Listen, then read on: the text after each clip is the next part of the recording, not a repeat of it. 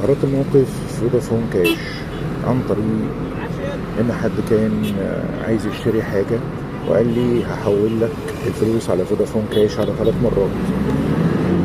وطبعا هو بيحول، بديله رقم التليفون بيحول على طول بيديني رسالة، ولكن اللي حصل لي ان هو جات لي رسالة ان انا ادفع مبلغ اللي هو المفروض يدفعه، وان انا عارف الرسالة دي اصلا اللي هي نجمة 9 نجمة 55 شباك دي لما انا اكون ادفع على اي تطبيق او هتاكد الدفع على اي تطبيق دفع زي كاش زي فوري زي كده. ولكن اللي حصل يا جماعه ان هو بعت لي رساله ان انا اللي ادفع. طبعا كلمته، تخيل من جبروته يقول لي فك لي الكود اللي انا بعته لك، بتضغط نجمه 9 نجمه 55 شباك تاني، يعني كمان بيأكد ان انا احول الدفع.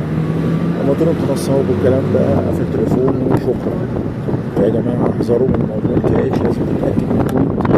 حد يبعت لك فلوس مفيش كود، انت بتحط هو يقول لك انستا، عمال يقول لي تطبيق انستا احول لك عليه ازاي وانت اصلا التطبيق اللي جوه الرساله هو كاش.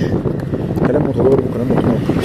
الكود اللي انت بتاكد منه دفعك الالكتروني انت اللي بتدفع عشان تاكد عمليه الدفع نجمه 9 نجمه 55 شباك، وليس ان حد يحول لك فلوس او ان حد يحول لك فلوس من اي تطبيق او من اي محفظه.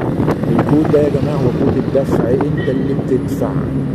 وجب التحذير وربنا يسترها علينا جميعا يا جماعه عشان ما يحصلش حاجه زي كده تاني.